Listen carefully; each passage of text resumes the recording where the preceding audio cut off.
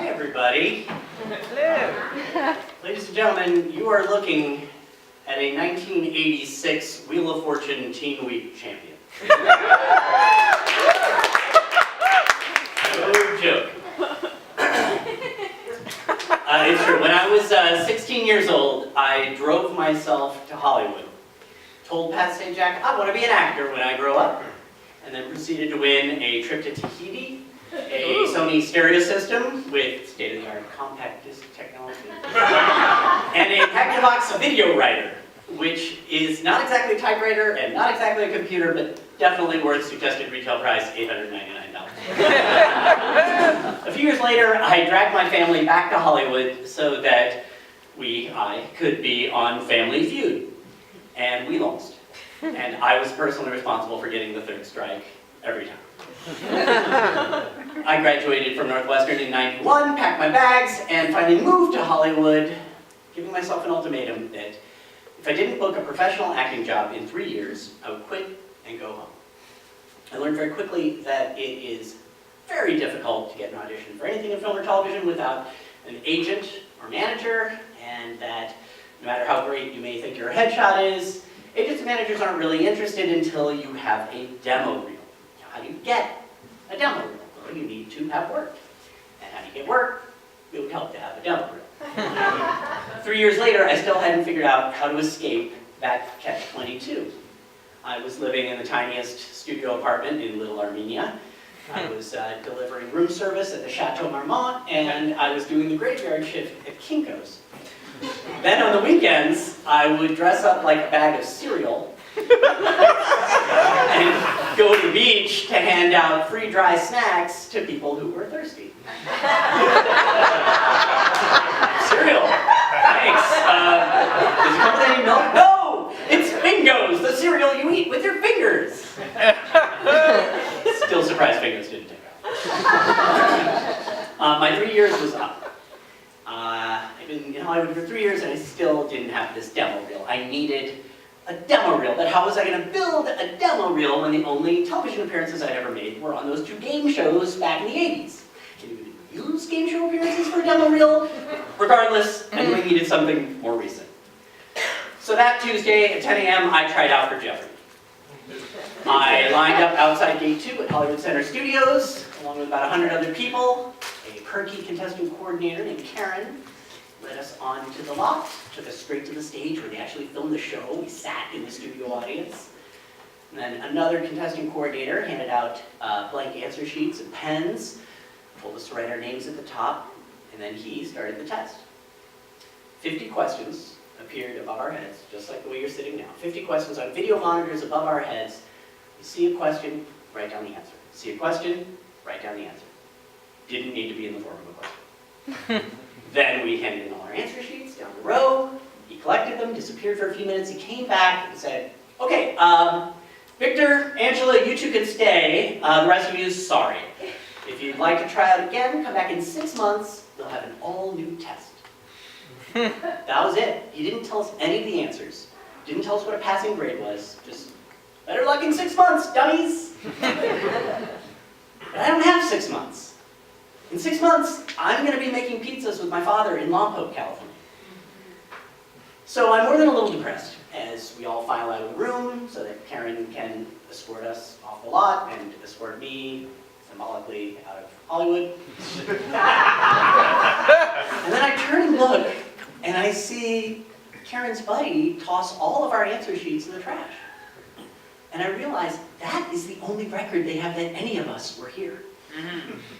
I mean, Victor and Angela are probably going to have to fill out real paperwork and show some form of ID now that they're legitimate contestants, but Jeopardy doesn't know anything about the rest of us. And as long as I can be sure that Karen didn't recognize me, so the next Tuesday, 10 a.m., I'm outside Gate 2 again.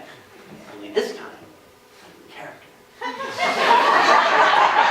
Oh yeah, no, I'm in a suit. I've got a little briefcase like I'm a young businessman. I take the exact same test, all the same questions, only this time I don't write down any answers. This time I see a question, I write down the question. I see a question, I write down the question, and when it's time to hand in our answer sheets, I pocket mine and I hand in everyone else's, like I was never there. 25 years ago, there was no Google, Siri, or Alexa, so if I wanted to make a cheat sheet, I was going to have to physically go to the public library, find the World Book Encyclopedia, and look up all of the answers, which I did.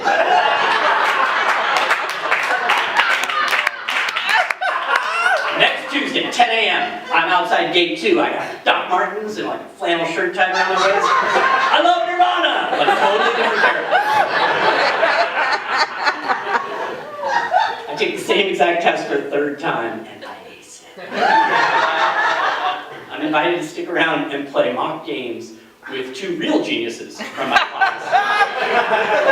And I get super lucky with the first category, new wave music. Who are Thompson twins? Yes. What is Duran Duran? That's right. What is Devo? Correct. The producers are very impressed. They think they found a ringer. 6 weeks later, I'm competing on The Real Show with a 5-time champion and a junior high school teacher. And junior high school teachers teach all subjects. This fucker knows everything. The first Jeopardy board just comes and goes in a flash. Like it's the camera never even cuts to my podium, which makes sense because I don't know any of the answers and I have absolutely no business being on the show. But I'm not there to win. I'm there to get screen time.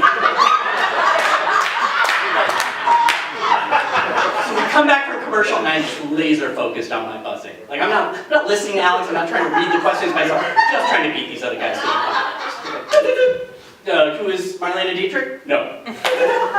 What is the Netherlands? No. What is Crime and Punishment? I'm sorry, no. I'm digging a very deep $- hole. There's only a few questions left. When somehow I give a correct answer in plants and trees, and I get control of the board. It's a daily double. It's worth $2,000. If I get this one right, it completely wipes out my deficit. And I get to stick around for Final Jeopardy, where I'm sure to get a good 8 to 10 second medium shot.